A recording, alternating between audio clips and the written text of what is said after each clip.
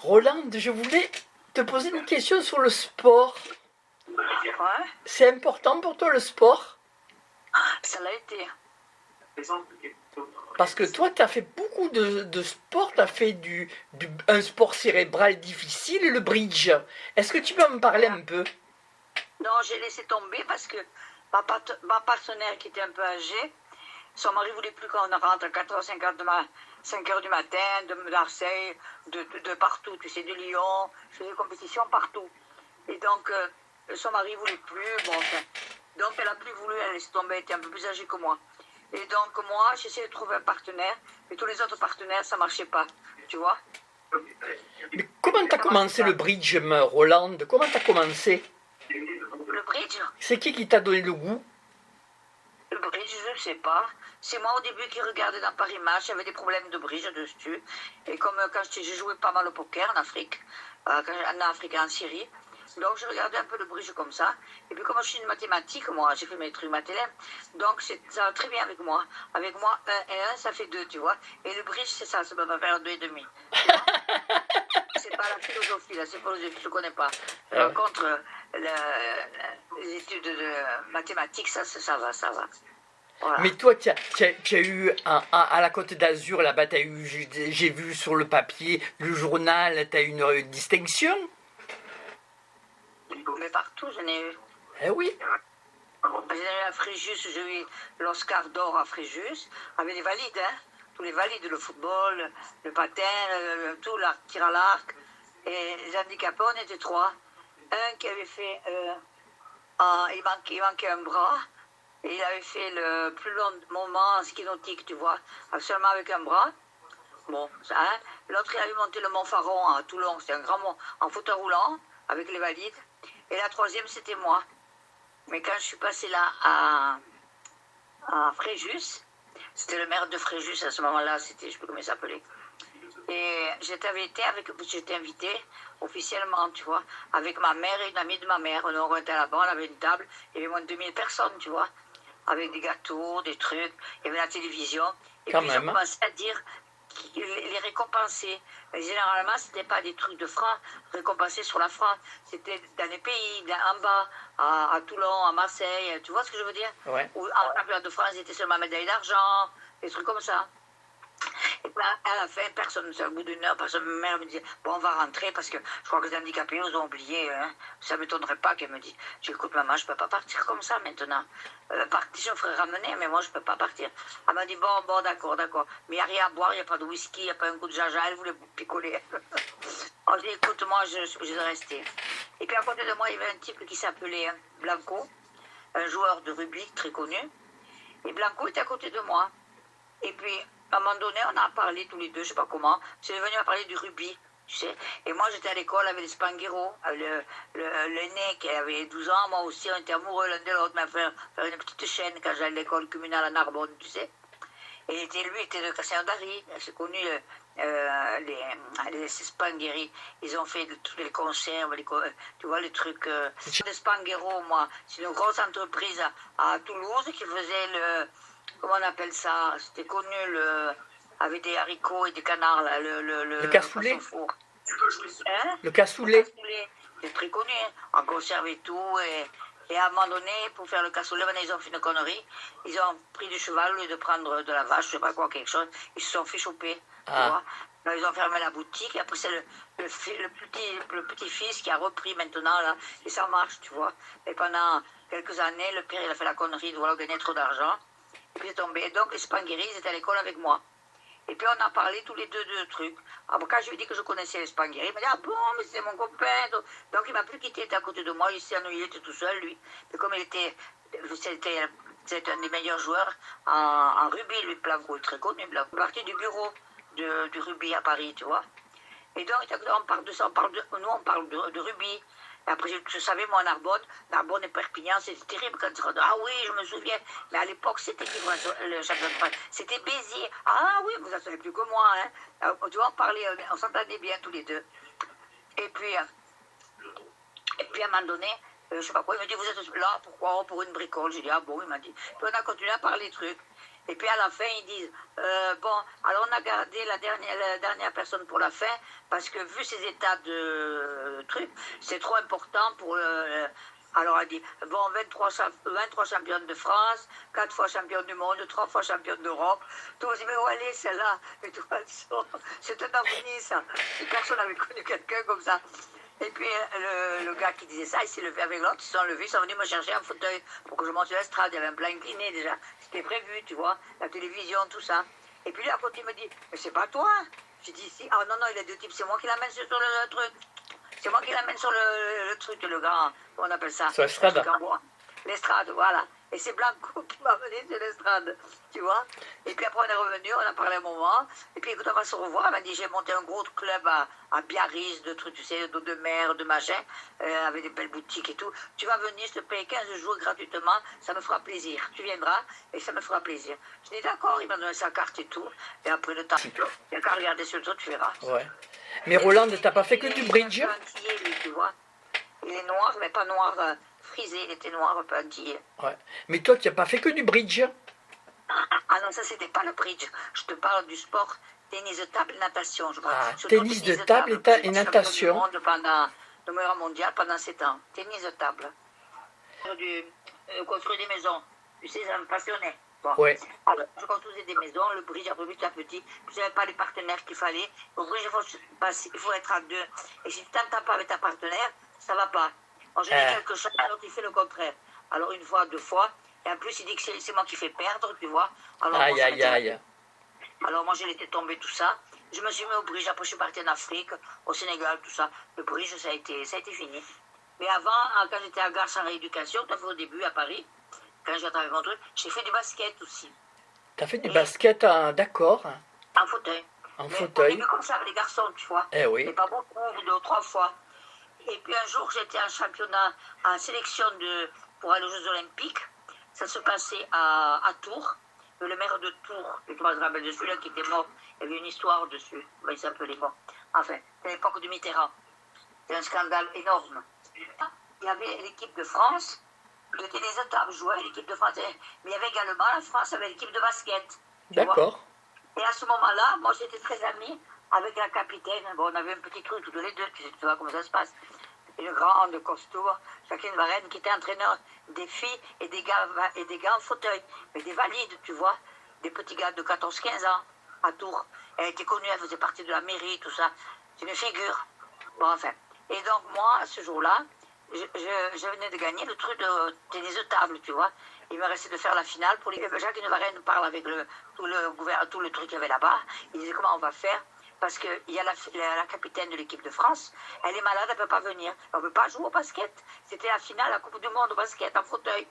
Mais moi, j'avais joué un peu à Garches, j'avais 10 ans avant ou 15 ans avant. Je ne savais rien jouer, moi. Alors elle m'a dit, tu ne veux pas remplacer? Je vais jouer au tennis de table, moi. Et le fauteuil, je suis feignasse. On m'a dit, pour rouler mon fauteuil, hein, je le roule un peu, mais bon. Elle m'a dit, écoute, on a 2 jours, 2 soirées. Tu vas passer 2 soirées avec moi. C'est comme ça qu'on a dit, il a commencé un peu, tu vois. On va passer 2 soirées ensemble. Et je vais t'apprendre tout le basket, tu vas te débrouiller. Et voilà. Et je te donne qu'un conseil, c'est comme tu ne sais pas tirer et tu ne sais pas marquer les buts, tu en as une dans ton équipe qui marque les buts. On te dira qui c'est. Celle-là, il faut qu'elle ait toujours le ballon. Il faut toujours lui passer le ballon à elle. D'accord? Voilà. Et la deuxième chose, il faut te dire, je te ferai un signe, quelle est la fille en face qui marque les buts. Et celle-là, tu me l'as détruit. Tu me l'as détruit. Tu sais faire. Avec le fauteuil, tu rentres dedans, tu l'as détruit. Bon, d'accord. Moi, j'adorais ça. J'étais devant, j'avais baraqué, j'avais pour le baraquer et tout.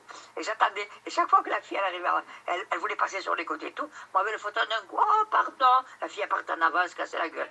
Après, on ne peut pas tenir le ballon. Moi, j'ai fait un coup de ballon sur le ballon, mais pas sur le ballon, sur le visage, tu vois, sur les oreilles. Oh, pardon. Mais quelle idée de tenir le ballon comme ça. Alors, l'arbitre, il n'osait plus siffler. Parce que s'il me sort, on ne peut plus jouer. Ah. Personne d'autre.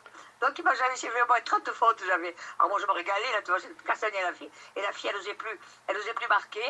Et c'est les autres qui jouaient pas bien, qui marquaient, mais et l'équipe de France, elle est arrivée, malgré qu'on a été très moyenne, tu sais, on doit être 4e ou 5e dans le monde, tu vois, t'es pas forte.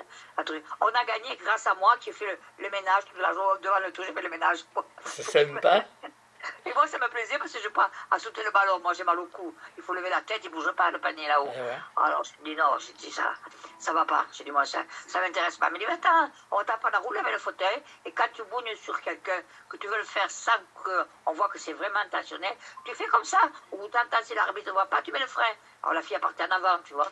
Alors, moi, ça me plaisait. Alors là, ça me va. Alors, bon, toi qui tu es, comment on appelle ça, le gars qui démolit tout, là, dans les trucs. Hulk. Tu vois. Et tout le monde avait peur de moi. Dès que je m'avais une fille, l'Allemande vite a passé le ballon à l'autre, l'autre passait à l'autre, et l'équipe de France prenait le ballon. Tu vois, dès qu'elle me voyait arriver, je m'avais esquinté complètement, l'autre était esquinté, tu vois, le capitaine. Et donc, on a gagné. Voilà. C'est beau.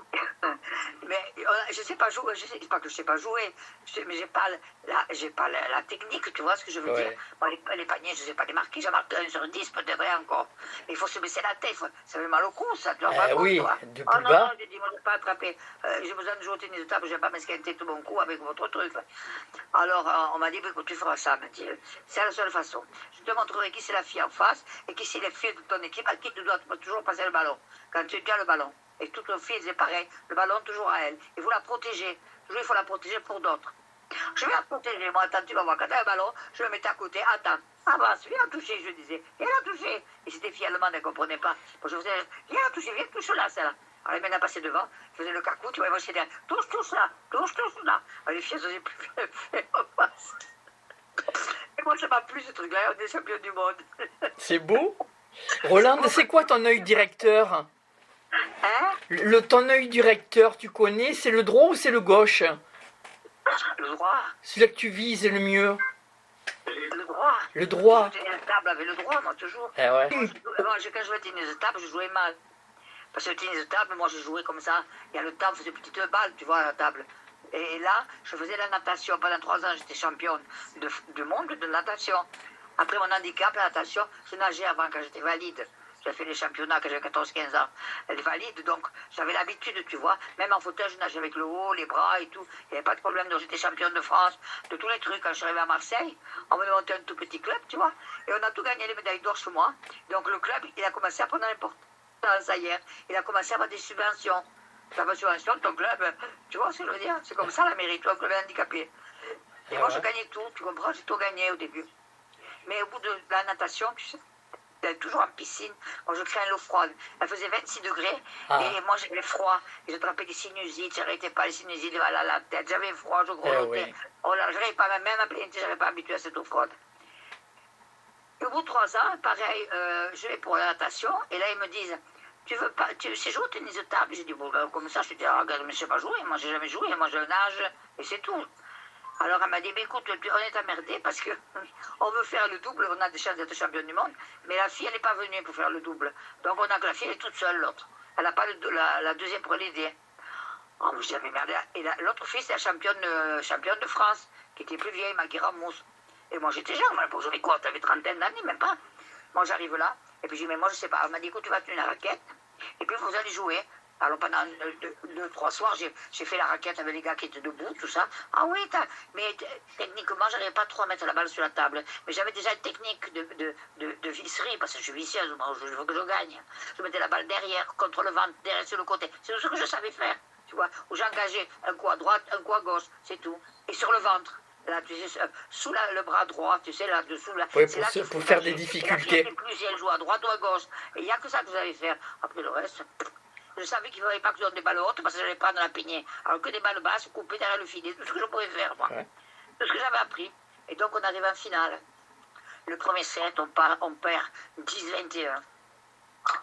Et Maggie Ramos, elle était vieille, mais elle était paraplégique, mais elle était assise sur son fauteuil et elle ne pouvait pas bouger la raquette comme ça. Tandis que moi, j'avais mes abdominaux du ventre. Donc je jouais avec une roue freinée et l'autre non. Un peu de travers, tu vois ce que je veux dire? Donc j'avais plus de possibilités, on m'appelait l'araignée, tellement j'allais au loin prendre avec mes grands bras, tu vois? Ouais. Parce que j'étais mobile, moi, un peu sur le fauteuil. Tandis qu'elle était bloquée, elle était là, c'est tout. Et puis elle était âgée. Et au troisième set, moi j'ai dit, j'ai regardé l'entraîneur, j'ai dit, viens là, je l'appelle. J'ai dit que moi j'en ai marre de perdre, j'ai pas l'habitude de perdre moi. Alors celle-là, elle est championne de ma guerre, elle est championne de France. Maintenant elle ferme sa gueule et elle lui met les balles où je vais lui dire qu'elle met les balles. Elle me les renvoie juste où elle veut, derrière le filet pour vous. Et après elle se met dans son coin, elle bouge plus. Elle me laisse faire. Ah, il était tellement déterminé, tellement en colère. Il me dit, bon, on a perdu 2, on va perdre le troisième. C'est pas grave, on vous en voudra pas les filles, c'est pas grave. On sera vice-champion du monde, c'est pas grave. Moi, j'ai dit, attends, tu vas voir. Je dis, tu bouges pas, toi. Quand la balle vient vers toi, quand ça engage en face, tu me la remets juste derrière le filet, mais pas longue. Derrière le filet, et tu me laisses faire. Là, ben, tu vois, moi, j'allais, bim, bon, à droite, à gauche, à droite. Champion du monde, en double. À la retraite, 2 semaines après, il n'y a plus Magui Ramos, c'était moi. Tu vois? Donc, j'ai fait championnat de France, j'ai gagné, j'ai fait championnat d'Europe et tout. Et après, j'étais numéro mondial pendant 7 ans. Tu vois? Voilà. T'as participé aux Paralympiques? Mais si, j'ai fait les Olympiques en 80 et en 84. Et en 80, c'était inauguré par le prince Charles, qui est roi d'Angleterre maintenant. Je le connais très bien. Il est arrivé en hélicoptère, moi j'étais devant. On était habillé chez Carvin avec l'uniforme. Et j'avais le chapeau, un peu comme les Australiens, tu sais, comment on appelle ça, un peu bleu canard, qui était fait par Carvin, le grand couturier, tu vois, il avait équipé toute l'équipe de France, gratuitement, tu vois. Alors il est venu vers moi, il passait, mais sauf toujours vers moi qu'on vient, hein, tout le monde fait la gueule. Il passait, il m'a vu, il m'a dit, oh, you are a very nice hat, vous avez un joli chapeau. Do you try? Est-ce que vous le voulez, monseigneur? Mais bien sûr, il est parti avec mon chapeau, il a foutu un truc. Après, il repart mon hélicoptère avec mon avion, avec mon chapeau. Moi, je dis, mon chapeau, ça va pas. Et maintenant, c'est le roi d'Angleterre. Et à la télévision, on passait des trucs et tout. Mais moi, j'ai pas eu ça d'Angleterre, j'ai pas eu les photos, j'ai rien eu. Puis je m'en foutais, tu vois, c'est pourquoi je ne faisais pas attention. Ouais. J'aurais dû les garder, ces photos, quand même. Ah ouais. Avec le prince Charles, on a pris la photo ensemble, et puis elle a voulu mettre mon chapeau, je donnais mon chapeau, et puis elle a fait tout défilé, toutes les équipes, on était par rangées, les Chinois, les trucs, on était quand même 2000, 3000, tu vois, les Chinois, les Hollandais, les Espagnols, les Italiens, tu vois, des rangées, avec le premier qui tenait le drapeau français, tu vois, et moi je tenais pas, c'était la fille qui était là, et moi j'étais juste de biais derrière, et quand il est arrivé, je me suis un peu décalé pour le regarder, il n'est pas venu vers la première qui était là de comme un bout, il est venu vers moi. C'est là qu'il m'a dit, oh, vous avez un joli chapeau. Et vous voulez essayer, monseigneur? Mais l'anglais un peu, tu vois. Pas très bien, parce que je parle anglais, j'ai fait en Angleterre, donc ça quand même. Et donc voilà, il était tout content, il est parti avec son chapeau. Et tous les 5 minutes, il se retournait, il me faisait, avec la caméra, tout le monde dit, il fait où? Ah, et je disais, mon chapeau, je disais, moi, et il faisait semblant de ne pas voir. Je disais, mon chapeau, il ne venait pas me le rendre. Il part dans l'hélicoptère, il devenait un hélicoptère. Il commence à partir dans l'hélicoptère. Heureusement qu'il y avait des gardes du corps. J'appelais en anglais, mon chapeau. Ah, mais, ah oui, mon chapeau. Alors il a donné le chapeau, puis de dehors, il a fait, ouh. Mais c'est extraordinaire dans ma vie, tu vois, j'ai des trucs. Ouais. Voilà à quoi je vais raconter mon livre, tu comprends? Ouais. Mais Roland, finalement, le sport, c'est un état d'esprit, c'est d'être un peu dans l'attaque, un peu dans la défense, un travail d'équipe. Vouloir gagner. C'est tout dans la tête. Vouloir gagner. Ouais, c'est un état d'esprit. L'autre en face de toi. Il faut la démolir, l'autre en face. Psychologiquement. Écoute, je suis tombée, moi, un jour, au début, j'étais en finale au championnat à Stuttgart, en Allemagne. En finale de simple. Je suis arrivée en finale, je ne sais pas comment.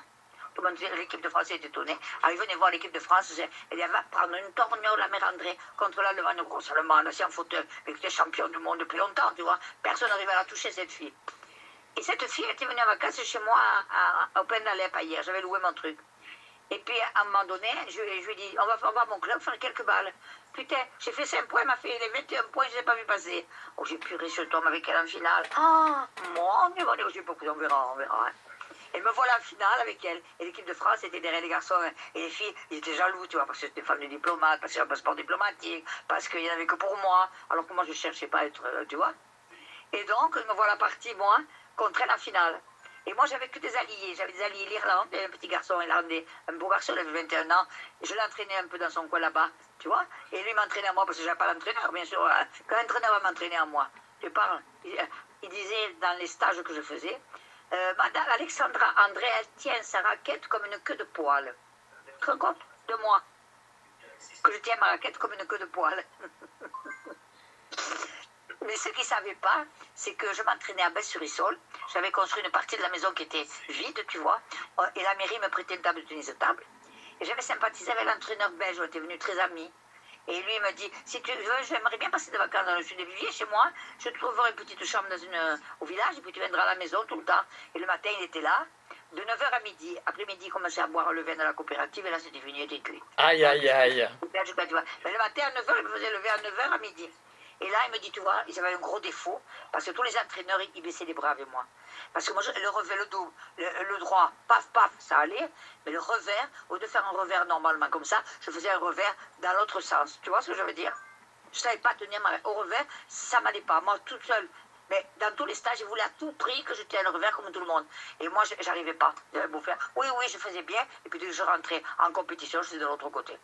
Alors lui m'a dit, un gros défaut avec ce revers. Le coup droit, ça va, mais le revers va te faire travailler. Tu vas faire comme les Chinois. Au lieu de faire ton revers, fais pas le geste du revers, comme ça tout le monde va savoir que tu le mets à gauche là-bas. Fais pas ton geste de revers. Tu vas prendre avec 3 doigts ta raquette, comme ça, ton manche de raquette, 3 doigts. Et là, tu vas apprendre à le tenir. Même la nuit, quand tu regardes la télévision, quoi, toujours te mettre ta raquette avec 3 doigts. C'est difficile au départ, de 3 doigts avec la raquette, avec le manche. Et tu vas voir, après je t'apprendrai. Pendant une semaine, je dis mes 3 doigts, mes 3 doigts. Oh là, j'ai mal aux doigts et tout. J'ai ça à finir, ça. Il me dit, maintenant avec tes 3 doigts, tu vois, je vais te faire une balle, et là, tu vas voir que tu peux la mettre ou à droite ou à gauche. La fille, elle ne sait pas où tu vas la mettre. Elle croit que tu vas la mettre sur le revers. Mais avec ça, tu la mets où tu veux. C'est comme ça que les Chinois étaient champions du monde. Avec cette fameuse tenir cette raquette comme ça. Parce qu'en face, ils ne savent pas où elle va. À droite, à gauche, tu ne sais pas. Ils font des effets aussi. Ils te tapent des balles un peu bizarres. Hein. Je te parle de cette espèce de doigt. Parce que moi, je ne savais pas trop jouer, tu vois. Je m'entraînais un peu avec les types valides. Moi, je m'entraînais qu'avec les valides, moi. Les mecs, qui sont les entraîneurs des clubs, tout ça. Mais autrement, les fauteuils, je ne m'entraînais jamais, moi, avec les fauteuils. Chez moi, il n'y en avait pas. Puis, je jouais tellement mal que je n'allais pas m'entraîner avec les fauteuils. Il n'y en avait pas, en plus, chez moi, des fauteuils, tu vois, qui jouaient au tennis de table à ce niveau-là. Et donc, j'arrive en finale contre cette Allemande-là, qui était venue en vacances chez moi, elle m'avait foutu 5 points. Et encore, je ne me disais pas 2 points. Oh, je me suis dit, merde, là, je suis cuite. Bon, enfin, on verra bien, hein, je vais. Bon, je pars. Moi, je vais partir, on verra. On verra. Je ne vais pas paniquer, ni stresser, ni rien. Je savais que j'allais perdre. Alors, je partais décontracté, tu vois. Mais elle ne me connaissait pas, m'avait vu que j'avais fait que un bon contre elle. Elle était décidée, oh, ça, je vais la battre. Bon, on fait le premier set. Et, tu sais, il faut faire 21 points au tennis et 2 points d'écart. Tu arrives à 21, tu as gagné si tu as 2 points d'avance. Si tu n'as pas, tu continues. 22, 22, 25, 22, 23, 23, 25. Tu vois, jusqu'à ce que ça fasse 3 points d'écart, pas 2. Tu comprends? Le premier set, je joue avec elle. Alors je me suis dit, mon Dieu, cette fille, j'en voyais jouer. Je regardais tous ses gestes, sa façon de se tenir. Je regardais même pas la balle. Je regardais qu'elle quand elle jouait. Tu vois ce que je veux dire? Les gestes, les mimiques qu'elle faisait, tout ça. Et puis petit à petit, j'ai compris, il fallait que je la déstabilise. Alors pour la déstabiliser, donc ça c'était pas... L'autre à côté, elle engagée. Et moi je regardais ailleurs. Mais I am not ready. Je suis pas prête. Elle me disait, remettez, c'est pas prêt, elle disait. Au bout de 2 fois, vous perdrez le point, qu'elle lui disait. À tout. C'est comme ça. Yes, thank you. Vous allez tout. Thank you, my baby. Alors elle était là, elle ne savait plus où elle habitait, elle ne savait plus. Alors j'étais un plein, elle était avec moi. Et moi je me suis dit, comment mentalement je vais la détruire, cette fille. Et j'ai trouvé le coup. Avant d'engager, je regardais mes pneus. Ils étaient bien gonflés. Oh là là, ce pneu n'est pas bien gonflé, il faudra que je le gonfle. Tout le monde dit, mais qu'est-ce qu'elle parle, ces pneus, celle-là? Bon, alors la fille était là. Bon, je suis prête, elle disait. Alors l'arbitre, elle me regardait. Je suis pas prête, moi. Comment elle est prête, elle? Non, non, attendez, elle disait, waiting, qu'elle disait. Alors l'autre était en face. Elle regardait son entraîneur, et puis elle râlait. Et ça, c'est bon, tu vois. Je sentais qu'elle était pas contente. C'est ça qu'il fallait faire. Et l'entraîneur disait, attends. Oui, elle était un pétard. C'est une stratégie un peu, c'est comme une stratégie militaire. Il y a de la défense et de l'attaque, c'est une stratégie militaire au Roland, le sport. Voilà. Hein. Et à l'autre stratégie que j'avais, c'était ma raquette. Alors je crachais sur la raquette, je l'essuyais, et je regardais à droite, dessous, dessus. C'est pas vrai, c'était le même revêtement, tu vois. Et chaque fois je regardais, oui, celle-là, peut-être celle-là. Oh non. Puis, ça y est, mais elle disait, ça y est, vous êtes prête? De quoi? Je regardais l'arbitre, qu'est-ce qu'elle veut? Ah, il disait, l'autre, attendez. Alors l'autre était là, elle regardait son entraîneur.